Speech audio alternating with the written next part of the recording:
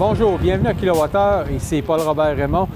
Nous sommes ici à Repentigny, là où la Ville a présenté les conclusions de son projet pilote de véhicules électriques pour les fins de la patrouille. Donc, projet pilote qui a duré 9 mois. Et puis, on s'est entretenu avec Jean-Claude Roch, inspecteur-chef à la Ville de Repentigny, ainsi qu'avec Charles Trudel, ingénieur mécanique à l'Institut du véhicule innovant. Et on vous présente un peu qu'est-ce qui en est sorti de ce projet pilote. Aujourd'hui, vous avez dévoilé les conclusions du projet pilote. Vous avez fait, je pense, avec une quinzaine de patrouilleurs, je crois. C'est exact. En fait, on a 18 patrouilleurs qu'on a ciblés comme ambassadeurs au niveau de notre véhicule de patrouille électrique.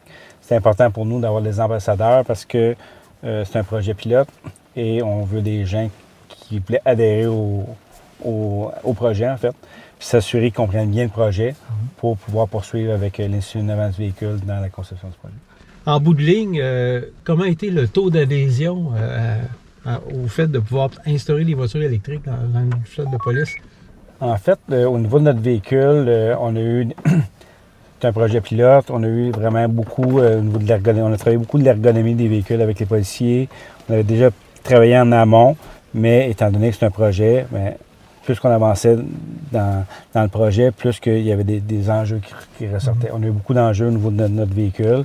Au niveau de l'ergonomie du passager, on a eu des enjeux au niveau de l'application informatique qu'on vient de régler là, à environ 3 semaines. Fait que sur 9 mois, on a eu beaucoup d'embûches au niveau informatique. On n'a jamais eu des embûches au niveau de l'électrification du véhicule. Okay.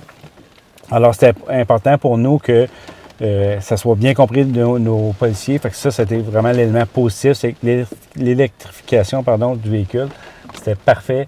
Les policiers ont bien adhéré avec ce concept-là. Et dans l'utilisation de tous les jours qu'il en était, c'est ressorti positif. Puis, tantôt, vous avez parlé que peut-être au point de vue du Mustang Mach-E, il y avait un taux de satisfaction de 4,9 sur 10, mais ça, c'était dû c'est pas nécessairement au véhicule, mais c'était dû à d'autres contextes. D'autres paramètres, exactement. C'est que, comme j'expliquais tantôt, c'est ce véhicule-là, nous, on est parti d'un véhicule à zéro. Fait que ça n'existait pas dans le Ford Mustang Mach-E. Il n'existait pas déjà comme Police Pack au niveau de la conception. Fait qu'on a travaillé la cloison prisonnier qui est ici, la conception du banc prisonnier, la conception de la valise, etc.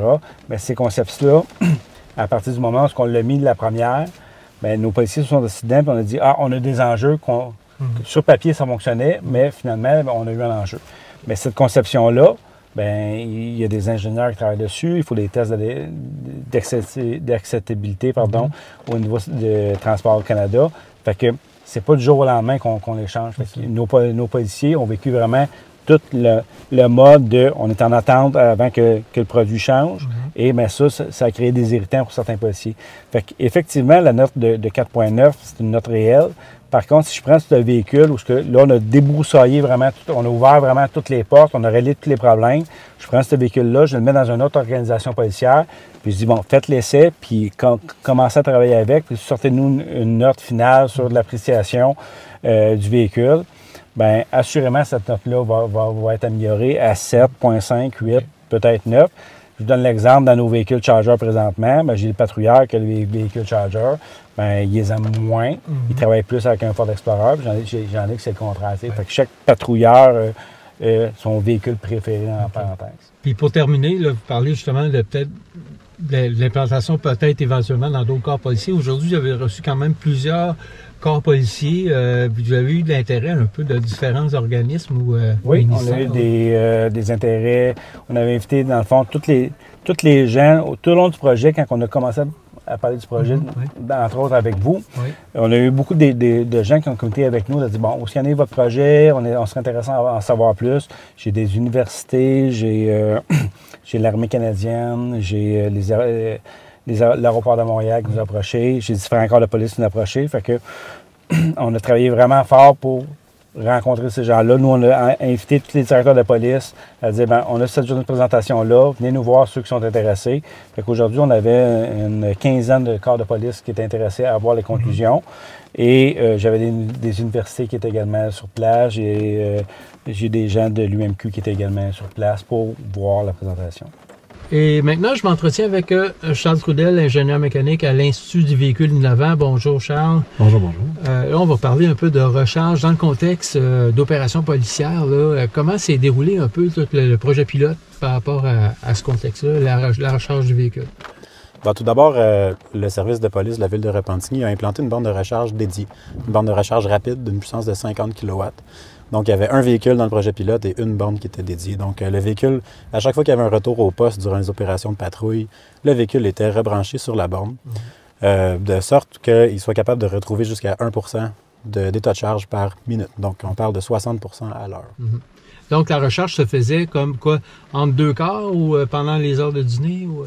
Toutes ces réponses, dans le fond, le corps de police de la ville de Repentigny opère sur 3 quarts de travail par jour. Puis dans chaque quart de travail, il y a au moins une pause, soit de 30 minutes, parce que ça peut être aussi un petit peu plus long, de 1 heure ou 1 heure et quart. Et puis aussi un chevauchement entre les 2 quarts de travail, un battement de 30 minutes, où est-ce que les policiers s'échangent de l'information avant de partir pour le quart de travail suivant. Donc au minimum, il y a 6 opportunités de recharge par jour pour la recharge rapide. OK. Et est-ce qu'il y avait des fois un scénario où le véhicule était là pendant la nuit, là vous mettiez ça sur une borne de niveau 2, j'imagine? C'est ça. Le projet s'est déroulé en phases. Donc, la phase 1, c'était un quart de travail actif par jour, donc 1 sur 3. Et puis, lors des 2 autres quarts de travail, le véhicule était à l'arrêt au poste sur la recharge de niveau 2, 240 volts. C'est une borne qui coûte énormément moins cher à acheter, à installer puis à opérer aussi. Donc, dans le projet, on voulait tester cette option-là. Ensuite, il y a eu la phase numéro 2, où est-ce qu'on avait 2 quarts de travail actifs sur 3, avec la borne de recharge dans les battements entre les quarts de travail et lors des pauses dîner. Mais il y avait aussi l'utilisation de la borne de recharge de niveau 2 dans le corps qui est inactif. Ensuite, on s'est rendu à des opérations policières 24/7 avec uniquement la recharge rapide, 50 kW. OK. Et puis, en gros, c'est quoi la conclusion, mettons, par rapport à la recharge, qu'on peut résumer ça? La conclusion est très positive. La conclusion, c'est que la recharge, ça n'a absolument pas été un enjeu pour la patrouille 24/7. Donc, la patrouille 24 heures sur 24, 7 jours sur 7 en véhicule électrique. Comment j'ai mesuré ça? C'est qu'à chaque fin de quart de travail, il y avait un petit questionnaire que le policier pouvait répondre. Et puis, il y avait une question qui était fort simple. Est-ce que la recharge... en fait, en véhicule électrique aujourd'hui, est-ce que j'ai dû m'arrêter pour recharger? Oui. Mais je me serais arrêté là en véhicule à essence? Oui. Et c'était une recharge qui était non prévue. Donc, autrement dit, ça a nuit à mes opérations. Ou non, je ne me suis pas arrêté pour la recharge. Et puis, sur 135 quarts de travail avec des sondages, j'ai seulement eu une fois la réponse où est-ce que la recharge a nuit aux opérations. Puis finalement, est-ce que c'est arrivé peut-être que le policier avait oublié ou tout le moins avait comme perdu sa recharge parce qu'il était mal branché ou plusieurs raisons là, possibles? Oui, le cas des recharges manquées est arrivé quelques fois. On a commencé à mettre en place un processus technologique pour identifier ces recharges-là manquées. Donc, autrement dit, la conséquence, ça pourrait être que le corps de travail suivant commence avec un état de charge trop bas pour remplir les fonctions. Heureusement, ça n'a jamais été critique dans le projet de 9 mois. C'est jamais arrivé que ça pose un problème. Et puis, tellement même que juste un peu de sensibilisation auprès des patrouilleurs a suffi à régler le problème. On n'a jamais eu à aller jusqu'au bout du processus de déploiement d'une alerte.